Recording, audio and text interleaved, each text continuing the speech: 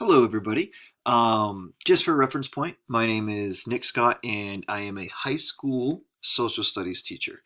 Also, I'm using Screencast-O-Matic, and so I have started my countdown timer so that I don't run out of time. I think probably most of us have been in that situation where we stop our recording only to find out that we lost like the last 2 minutes and we have to redo the whole thing. So that's not going to be me. All right. So, starting off with where are we with flipped education or flipped instruction? And so I just want to put this out there, super excited about flipped learning. And so, I plan on doing my final project for this class, designing something using flipped learning. And I've kind of dipped my toes in it a little bit. And so basically everything I know about it, I learned about through EDT 520, which I took in the fall of 2017. So it's been a little while. And so, the capstone project for that course, I utilized some flipped learning in that unit. The problem is that that unit comes at the kind of the beginning of the fourth quarter, and oftentimes there's a time crunch, and I've never really used it to the extent with which I designed it. Plus, my knowledge of flipped learning then is much different than it is right now. So, after going through other resources this week, so I'm really excited about pushing the limit of what I'm capable of doing with flipped learning during this course. I've also created some videos for my class, and so picture to the left is one about empires. What is an empire? And ironically, I haven't really used this as a homework assignment. More so, I've just kind of showed it in class at the beginning of this particular unit. And so it kind of goes along with Dr. McCammon and how he talked about kind of just making videos of your lectures anyways, and that they're more efficient and all that kind of stuff. Nevertheless, I really love the idea of flipped learning and really appreciated all the resources that we were able to have this week. And so there seems to be a lag with my Google slide here, so it's not changing. But anyway, I broke up kind of the resources into by presenter, and I just want to kind of discuss real briefly what I took away from them. And so with Dr. McCammon, I thought the most astounding thing that he presented was that his idea that 90% of the benefit of making video lectures comes from the creation of the videos and then the uploading of them to YouTube. And so, and you can see in that graphic there and also on the slide, the reasons why he thought that was. But certainly, being more reflective of what it is that we're presenting to students and then using that opportunity to improve upon how we deliver that information. The efficiency piece, certainly that's something that he talked about a lot, to the point where he said like 60-minute lectures shrunk down to like 10 minutes. That's a lot of saved time. And then the idea of this transparency and accountability for posting your stuff on the World Wide Web, where the whole world can see it, but even more specifically, students have access to it 24/7, and their parents can see what we're doing in class. So that was all kind of cool stuff. The other thing that he talked about that I thought was really cool was the McCammon teaching method. And so this is something that I kind of want to work into my classes. This idea where, for those of you that didn't get to see the video, he talked about he would take and create like basically 4-minute segments of something. And the topic he talked about was the economic topic of or concept of demand, right? And so he'd show this video and then he would require kids to, summarize it in 20 seconds. And then basically, he would keep showing these different segments and he would look and listen to people's 20-second summaries and ask them to share. And it was this great process where they're up actively moving around and listening and sharing. And I thought it was really great. John Bergman and Aaron Sams. One of the things the thing that I thought was really cool about this was, or these guys, was this idea of getting away from classifying homework and classwork in flipped learning. And so, I guess it originated from a question from teachers who said that either their kids don't do homework or that as teachers they just didn't give it. And so he suggested thinking about it as individual versus group space. And so I thought that was a really nice way of thinking about it and thinking about my own classes. Certainly CP and honors kids, vast majority of them do ample work outside of class. But when we're looking at general level classrooms, sometimes it's a 50-50 shot of whether or not a student will invest time outside of class in the content that we're asking them to research or invest in. The other big thing that I thought was really neat was the redrawing of Bloom's taxonomy. And so, he put a big emphasis on using group space and focusing that group space on analysis and application of material. And then individual space, more of that knowledge and understanding. He did allude to the fact that creation could be used, or group space could be used for the creation, but didn't think that teachers would necessarily allocate a whole bunch of time for that purpose. The other neat thing here was that basically a minute to a minute and a half per grade level of time that you can offer for the length of your videos. And so 10th grader, we're looking at 10 to 15 minutes max. And so really being deliberate with the information that you're giving kids.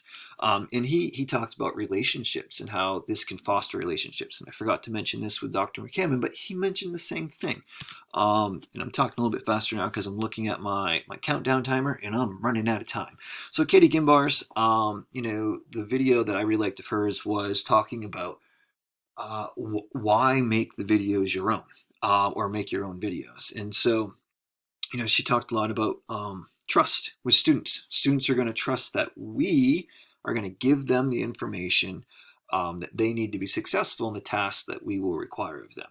Versus, John Green in his crash course videos are awesome, but he talks super fast for 10 to 15 minutes, and it's just a lot of information, and kids won't be necessarily certain what they're supposed to know or use later on. And, kind of that it's personalized for kids, and then it also gives the accountability factor for us. Let's see here. So I got a little bit of a hold over here. The next button is not working. So there we go. In regards to George Couros and the innovator's mindset, a big thing that I took away from there was this idea of relationships. And so I love the quote that he put in there. 50 years ago, relationships were the most important thing in our schools, and 50 years from now, it will be no different. And I thought that was a huge connection to the flipped learning model, because each one of those groups of people all mentioned how this technique can really foster relationships. I also thought it was really interesting how they talked about in chapter 5, there's a teacher who shadowed some high school kids, and she came out of that with these observations, right? High school kids sit. They sit all the time. In fact, 90% of their time is spent passively sitting in classrooms. And that made her feel like a nuisance all day long. And so I was really saddened by that. Thought, wow, that's pretty horrible. I wouldn't want to sit 90% of my day.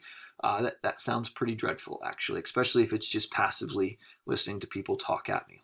And so I think, we can really use the flip model to change that and to get kids up and active and being a learner who takes it on themselves. So, okay. Oh, shoot. So the research journal that I looked at parent engagement. And so it was really interesting. It was this case study out of Australia. And proponents of flipped learning talk about transparency, especially with parents, and how parents engage more.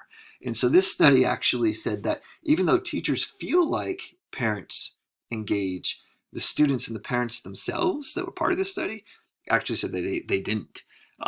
So that's really sad, right? The perceptions of teachers thinking that they were engaged, parents were engaged, and they really weren't.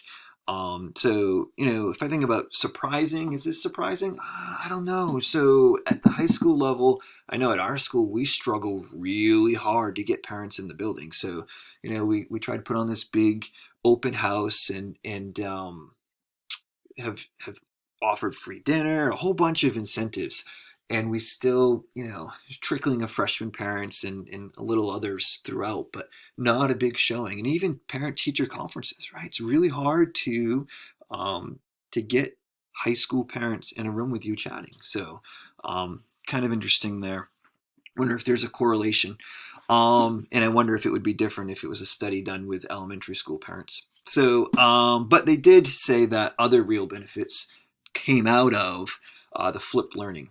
And so, more success for kids who are habitually absent, reinforced classroom material, like they felt like that worked better, and increased student responsibility. So all really great stuff. Okay, so on to my lesson, and I have 4 minutes. So I really take this opportunity to start thumbing through, or thinking through rather, my final project because I wanted to use the opportunity to get a head start on it, I guess. And so I ended up going down a rabbit hole and really doing a lot of work with this. Um, and so I like the graphic that John Bergman used in one of his videos where he's talking about planning it out. And so he went ahead and wrote, like the objectives down. And so for my lesson, for this one lesson, not the unit lesson, the objectives would be for kids to transfer knowledge of population growth, causes and consequences to some actual empires. And what I mean by that is during this era of the age of empires, one of the hallmarks is the world population explodes. And so the way that I like to teach history is through lenses. And so the first lens we look at is a panoramic lens, right? Big, broad, huge themes. And in world history, that's big, right? And so this would be the theme during this time period, right? Population growth, the causes of that population growth, and the consequences of it. Then what I would like to do is like take that and zoom in, right? So now we look at actual empires and did these same kind of population causes and consequences that we talked about broadly, how do those apply to these specific empires? And so that would be one, the transfer of broad concepts to a very real historical empire. The other is I want this to be practice for kids to think critically about a resource and look at it critically, and then pair from that information that's going to be useful for my final project.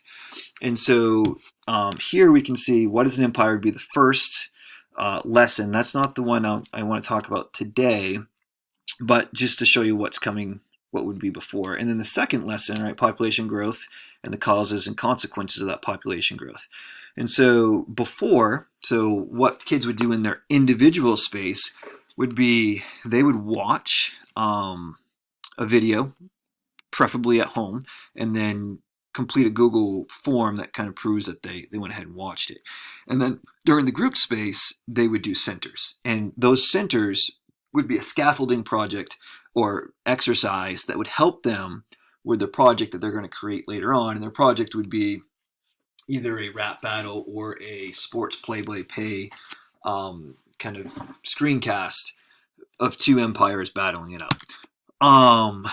And so, when I was thinking about images for how to present our flipped learning lesson, I really liked that one by Bergman. But then the other thing that I noticed that all of the presenters did was basically use a whiteboard. Bergman used a blackboard, but everyone else, the other two, used whiteboard. So I was like, all right, here's my version of a whiteboard.